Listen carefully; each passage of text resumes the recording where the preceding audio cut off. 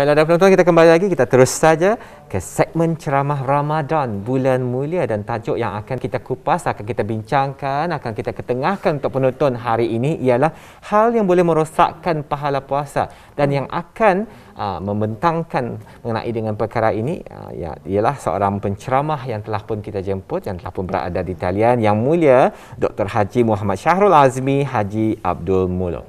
Pak kata kita terus saja sapa beliau. Assalamualaikum Ustaz. Waalaikumsalam warahmatullahi taala wabarakatuh. Apa kabarnya Ustaz hari ini? Alhamdulillah sihat. Alhamdulillah Ustazah. Hari ini kesempatan kami journey Ustaz untuk lebih orang memperhalusi dan mendalami lagi ilmu-ilmu yang berkaitan dengan puasa, khususnya di bulan Ramadan ni ya. Hal yang merosakkan pahala puasa. Ni orang kalau kita ni mau berfikir mengenainya, mungkin kita ni tahu, tetapi kalau orang hanya indah mau ada masalah teruskan kehidupan dan berpuasa, mungkin itu antara yang boleh mengurangkan puasa pahala puasa kita ni Ustazah. Tapi dalam hal ini untuk memperjelaskan, barangkali ada perincian khusus daripada Yang Mulia Ustaz untuk topik yang kita dibawakan. Silakan Ustaz. Baik, terima kasih. Bismillahirrahmanirrahim. Assalamualaikum warahmatullahi wabarakatuh. Alhamdulillahirabbil alamin, wassalatu wassalamu ala asyrafil anbiya'i wal mursalin sayyidina Muhammad wa ala alihi wa sahbihi ajma'in. Subhanaka la ilma lana illa ma 'allamtana innaka antal alimul hakim. Rabbi shrah lana sudurana wa yassir lana umurana wa hlul 'uqdatam min lisanina yafqahu qawlana, amma ba'd. Alhamdulillah, syukur kita kepada Allah Subhanahu Wa Taala kerana indah kerasahan barangkali rasa-rasanya macam baru jo kita ni puasa. Rupa-rupanya hari ini sudah masuk minggu yang kedua. Jadi seperti mana yang kan penyampai katakan tadi, adakah puasa kita ni kan kita ni laksanakan puasa lapar dahaga macam itu saja. Sebab itu tajuk yang dipilih untuk hari ini ialah hal yang merosakkan pahala puasa. Kita ni perlu persoalannya sekarang ni, kenapa kita ni perlu menjaga ibadah puasa kita ni? Ini yang harus kita ni tanya dalam diri kita ni. Kadi aku sudah berpuasa 10 tahun. Kadi aku sudah berpuasa 12 tahun. Bahkan ada yang berpuasa 30 tahun. Setiap kali masuk bulan Ramadan, apa yang akan ku dapat? Ini harus kita ni refresh semula. Baik, kita ni perlu faham bahawa bulan Ramadan merupakan bulan ibadah. Melihat kepada bulan Ramadan ini sebagai bulan ibadah, maka kita ni boleh melaksanakan 4 proses. Iaitu yang pertama audit, yang kedua inspection, yang ketiga sales, yang keempat kursus.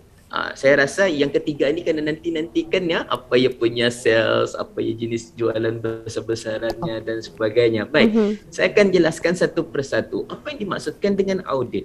Masuk saja bulan Ramadan, kita ni perlu audit amalan kita ni. Kita ni tahu bulan Ramadan ni merupakan bulan yang Allah akan lipat kali gandakan pahala. Walau bagaimanapun, melihat kepadanya kita ni tu jumlah pahala yang cukup besar tu, kita ni perlu upaya-upaya juga orang perlu naik. Jangan sampai pahala yang kita ni usahakan ni menjadi sia-sia ataupun berkurangan daripada masa ke semasa. Sebab itu ada perkara yang kedua, iaitu inspection hati kita ni. Macam mana kita ni kan menginspection hati kita ni? Kita ni perlu lihat dalam jiwa kita ni, dalam hati kita ni, adakah ia bersih? Indah ada penyakit hati, indah ada rasa iri hati, indah ada rasakan mengumpat dan sebagainya. Bulan puasa ni kita ni jaga semua, jaga mata, jaga mulut, jaga pandangan, dan hati paling penting perlu juga untuk kita ni jaga. Yang ketiga, sales ataupun jualan besar-besaran. Ini yang selalu kena nanti-nantikan ni barangkali ya. Cuma perlu kita ni faham, bukan sales yang saya maksudkan di sini, bukan sales yang di kedai-kedai itu, tapi bulan Ramadan ni ada sales peluang ataupun jualan besar-besaran. Macam mana kita ni kan merebut pahala. Bayangkan saja bagaimana pada bulan Ramadan ni ibadah-ibadah yang sunat disamakan, diumpamakan kita ni akan dapat ibadah pahala seperti ibadah fardu. Yang ibadah fardu yang kita ni buat pada bulan Ramadan, Allah akan lipat kali gandakan kepada seolah-olah 70 ibadah fardu yang lain. Jadi sayang kalau kita ni ambil peluang. Contohnya barangkali ada jualan sales di sini, kita ni dah mau aku mau ngambil yang sel-selnya, aku mau yang biasa-biasa saja. Jarang barangkali kalau fitrahnya manusia, kalau orang ada sel RM1 dah perbaik dibubut dah jual tu. Jadi yang keempat adalah kursus. Maksudnya kursus di sini kita ni mengikuti bulan Ramadan ini sebagai bulan tarbiyah. Bulan yang mengajar diri kita ni untuk kembali kepada fitrah. Kita ni menjadi diri kita ni yang bersih. Kita ni berjumpa dengan Allah nanti dalam keadaan yang bersih. Kenapa? Kita ni indah tahu boleh saja Ramadan kali ni hanya Ramadan yang terakhir untuk kita ni. Ganya kita ni indah ingau sebab kita ni yakin kita ni akan berjumpa pada Ramadan-Ramadan yang akan datang. Sebetulnya peluang yang Allah berikan ini boleh jadi ada, boleh jadi indah lagi ada di masa akan datang. So, kita ni berada pada bulan Ramadan ni semangat pada minggu pertama ni sudah saya lihat awal-awal itu semangat awal-awal itu semangat excited bilang orang. Masjid penuh alhamdulillah. Tapi makin ke ujung ni baru seminggu ada tiap kandor-kandornya tu sedikit. Baik, melihat kepada pertanyaan yang diajukan tadi itu, ibadah puasa yang kita ni laksanakan ni setentunya demi mengharap pahala daripada Allah. Namun ingat di sini Nabi Muhammad SAW ada memberi peringatan kepada kita ni. Ada orang yang berpuasa tapi tidak dapat apa-apa. Kenapa ya? Sebab ini dinyatakan dalam hadis Nabi SAW, an Abi Hurairah radhiyallahu anhu qala Rasulullah SAW, rubba shaimin laisa lahu min siyamihi illa al-ju'. Berapa ramai orang yang berpuasa akan tetapi ia hanya tidak mendapat apa-apa daripada puasanya tu kecuali lapar sahaja. Inilah yang kita ni indah mau. Baik ya. Jadi cukup jelas sebenarnya ada kepentingan untuk kita ni menjaga puasa kita ni. Dan di bulan Ramadan ini kan Ustaz, memang ada amalan-amalan yang lebih lagi dianjurkan untuk kita ni memperbanyakkannya. Dan ya, walaupun selain daripada Ramadan ini adalah bulan di mana kita ni menunaikan puasa, dan puasa ini merupakan rukun Islam kita ni John ya, Ustaz. Sekiranya lah Ustaz, anda tanya kan banyaknya di bulan Ramadan aninya. Tani boleh memperbanyakkan membaca Al-Quran. Puasa memang tetap kita ni boleh bersedekah ya. Aku pilih satu sajalah ya. Aku pilih satu saja yang ku konsentratkan di bulan Ramadan ini. Adakah hal-hal sebegini ataupun cara pemikiran dan tindakan sebegini antara perkara yang boleh merosakkan pahala puasa dan merosakkan bulan Ramadan untuk dirinya tu juga Ustaz? Bagaimana? Baik, terima kasih. Satu soalan yang cantik sebetulnya. Kita ni kan pilih amalan yang apa baik yang kulaksanakan pada bulan Ramadan ini. Soalannya, adakah amalan yang kita ni pilih itu boleh merosakkan atau sebab kita ni memilih satu-satu saja? Baik, kita ni lihat dulu berapa perkara-perkara yang boleh merosakkan puasa. Nabi SAW bersabda ada 5 perkara. Kita ni lihat ada 5 perkara yang boleh mengurangkan pahala orang yang berpuasa. Yang pertama berdusta. Yang kedua berghibah, iaitu membicarakan keburukan orang lain. Yang ketiga mengadu domba. Yang keempat bersumpah palsu. Dan yang kelima memandang dengan syahwat. Hadis riwayat Ad-Dailami. Baik, soalan itu tadi, apa kalau kita ni pilih ibadah itu satu saja? Dalam hadis Nabi yang lain, kita ni digalakkan juga untuk melakukan sesuatu perkara yang kecil tapi istiqamah. Ini penting juga kecil sedikit tapi ya kita laksanakan secara berterusan. Kalau sekiranya yang kita ni pilih itu orang tantu ibadahnya indah jadi masalah. Cuma jangan sampai salah. Ada orang salah sangka macam bukan salah sangka lah, salah mengambil pemahaman. Contohnya ada satu hadis hadis daif lah, kalau dah silap hadis daif ataupun nanti palsu, saya pun kurang pasti, yang mengatakan bulan Ramadan tidurnya orang yang berpuasa itu hadis daif. Tidurnya orang yang berpuasa itu ibadah. Semua orang ambil peluang. Baik aku tidurnya daripada lepas subuh sampai sahur, sampai sungkai baru bangun. Sebab itu pada ibadah tidur. Ini memang kita ni akan banyak mengurangkan pahala kita ni. Bukan lagi mengurangkan pahala yang banyak tu. Kalau tidur memanjang, sembahyang fardunya mana? Itu yang kan kita ni persoalkan juga. Artinya di sini pada ketika kita ni melakukan bulan Ramadan ni, ambil peluang untuk mencari satu ibadah yang mudah tapi boleh memberikan kita ni impak yang tinggi. Di sini memerlukan kepada bagaimana kita ni bijak dalam membuat amalan. Contoh, kita ni membaca tasbih. Subhanallah, Alhamdulillah, Allahu Akbar 33 kali kita ni baca selepas solat subuh umpamanya. Yang mana pahalanya Allah akan ampunkan segala dosa-dosa kita ni walaupun sebanyak buih di laut. Jadi kita ni perlu bijak. Ataupun paling-paling senang kita ni beristighfar. Paling-paling senang lagi kita ni, saya mengajak bis kita semua, yang rakan penyampai pun ni juga. Kita ni pernah mendengar ataupun kita ni selalu menyebut la ilaha illallah, betul? Betul. Betul, Ustaz. Okey.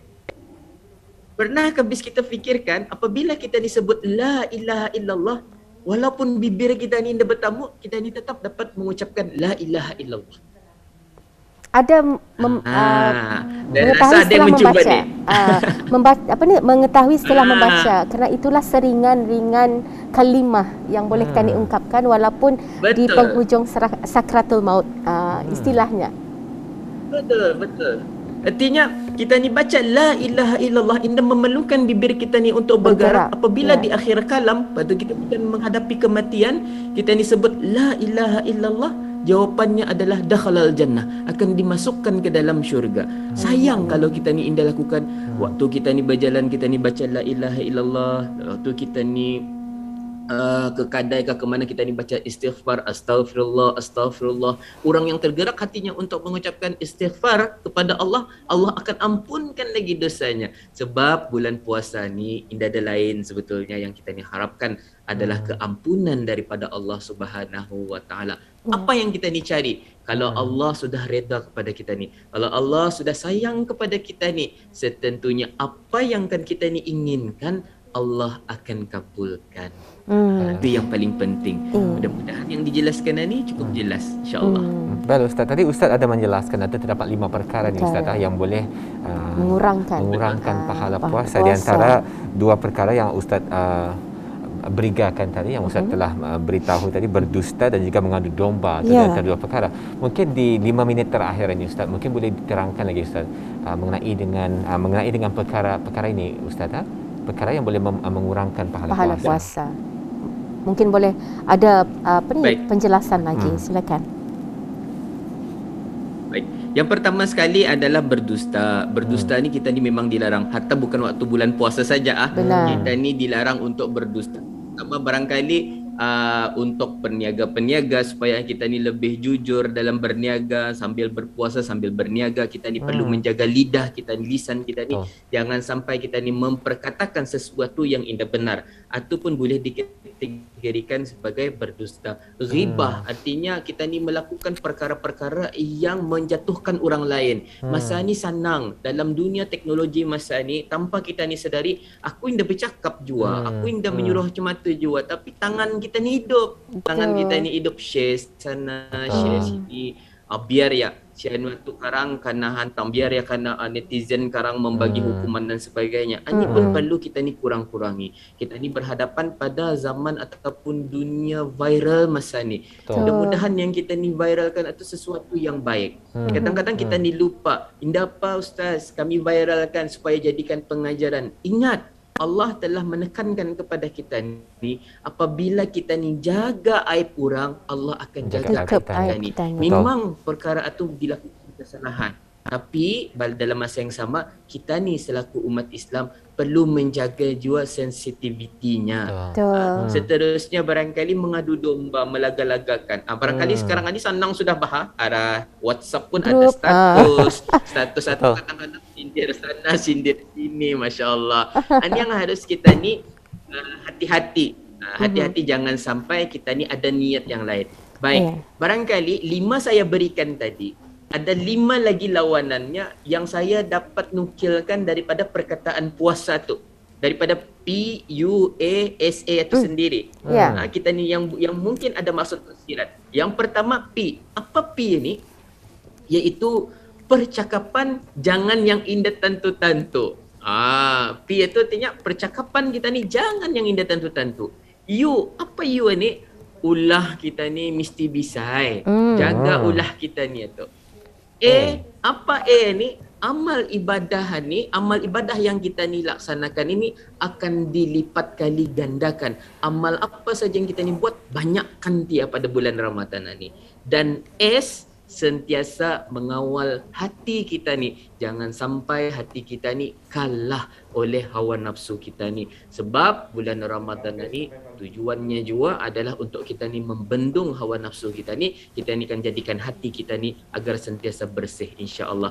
Dan yang terakhir adalah akhlak kita ni perlu untuk kita ni perbaiki. Jaga dan pelihara. Akhlak yang baik perlu kita ni praktikkan, insya-Allah. Alhamdulillah. Rasanya satu rumusan yang cukup tepat sekali, memang cukup padat sekali Ustaz. PUASA seperti yang Ustaz kongsikan tadi. Percakapan haruslah dijaga, ulah yang bisai, amalan kita ni sentiasa mengawal hati kita ni dan juga akhlak kita ni. Betul. Alhamdulillah, satu perkongsian yang cukup menarik sekali Ustaz, cukup bermanfaat. Jadi kami daripada keluarga Rampai Pagi mengucapkan ribuan terima kasih Ustaz kerana sudi ditemu ramah untuk wawancara kita hari ini Ustaz. Baik, terima kasih Ustaz dan selamat menunaikan ibadah puasa. Assalamualaikum, kita ni jumpa lagi nanti insya-Allah. Assalamualaikum warahmatullahi wabarakatuh. Ya, sesingkat masa kita ni bawakan segmen ceramah Ramadan bulan mulia, namun banyak ilmu yang kita ni perolehi ya dalam menyorang tips-tips yang telah ataupun penjelasan pencerahan yang dibawakan oleh Yang Mulia Ustaz tadi ada kebenarannya ya.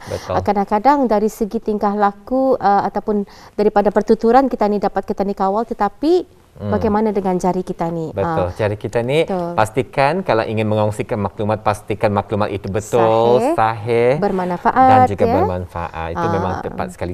Dan apabila tadi mengongsikan maklumat mengenai dengan COVID-19 dan sebagainya, untuk mendapatkan maklumat yang sahih, bolehlah terus saja melayari laman sesawang Kementerian Kesihatan ataupun Instagram Kesihatan Kementerian Kesihatan dan juga daripada Pertubuhan Kesihatan Sedunia WHO. Betul sekali. Baik, Rampai Pagi melabuhkan tirainya dan untuk edisinya hari ini saya Sarina dan juga saya Dini Idris. Baik, kita akan jumpa lagi di lain kesempatan. Assalamualaikum warahmatullahi wabarakatuh dan selamat menunaikan ibadah puasa. Salam hormat.